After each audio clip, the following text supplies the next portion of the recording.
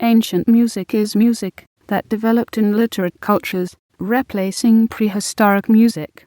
Ancient music refers to the various musical systems that were developed across various geographical regions such as Mesopotamia, India, Persia, Egypt, China, Greece, and Rome.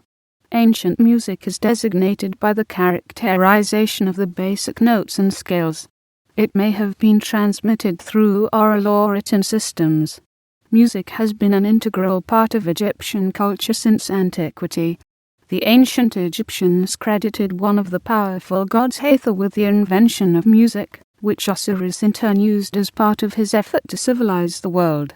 The earliest material and representational evidence of Egyptian musical instruments dates to the Predynastic period, but the evidence is more securely attested in tomb paintings from the Old Kingdom when harps, end-blown flutes, and single and double pipes of the clarinet type were played.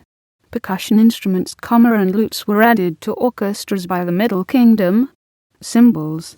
Egyptian folk music, including the traditional Sufi rituals, are the closest contemporary music genre to ancient Egyptian music, having preserved many of its features, rhythms, and instruments. Although experiments have been carried out with surviving Egyptian instruments, only the Tutankhamun trumpets and some percussion instruments yield any secure idea of how ancient Egyptian instruments sounded. None of the many theories that have been formulated have any adequate foundation. In 1986, Andrafkan Gilmer from the University of California at Berkeley published her decipherment of a cuneiform tablet from Nippur dated to about 2000 BCE. She demonstrated that they represent fragmentary instructions for performing music, that the music was composed in harmonies of thirds, and that it was also written using a diatonic scale. The notation in that tablet was not as developed as the notation in the later cuneiform tablet dated to about 1250 BCE.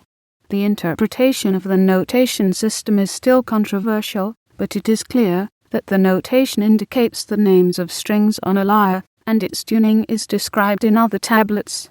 These tablets represent the earliest recorded melodies, though fragmentary, from anywhere in the world. In 1929, Leonard Woolley discovered pieces of four harps while excavating in the ruins of the ancient city of Ur, located in what was ancient Mesopotamia and is contemporary Iraq. Some of the fragments are now located at the University of Pennsylvania, in the British Museum in London, and in Baghdad. They have been dated to 2750 BCE. Various reconstructions have been attempted, but none have been totally satisfactory. Depending on various definitions, they could be classed as lyres rather than harps. The most famous is the bull-headed harp, held in Baghdad. The Second Iraqi War led to the destruction of the bull-head lyre. Among the Hurrian texts from Ugarit are some of the oldest known instances of written music, dating from c. 1400 BCE and including one substantially complete song. A reconstruction of this hymn is presented at the Turkish webpage. Musical instruments, such as the seven-holed flute and various types of stringed instruments, have been recovered from the Indus Valley Civilization archaeological sites.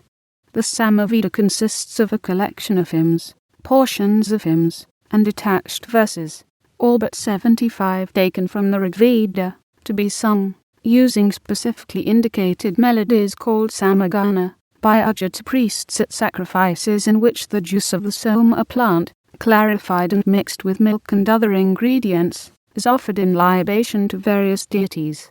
In ancient India, memorization of the sacred Vedas included up to 11 forms of recitation of the same text. The Na Shastra is an ancient Indian treatise on the performing arts, encompassing theatre, dance and music.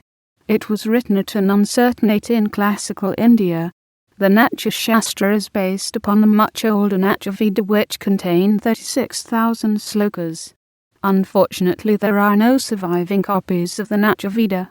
There are scholars who believe that it may have been written by various authors at different times.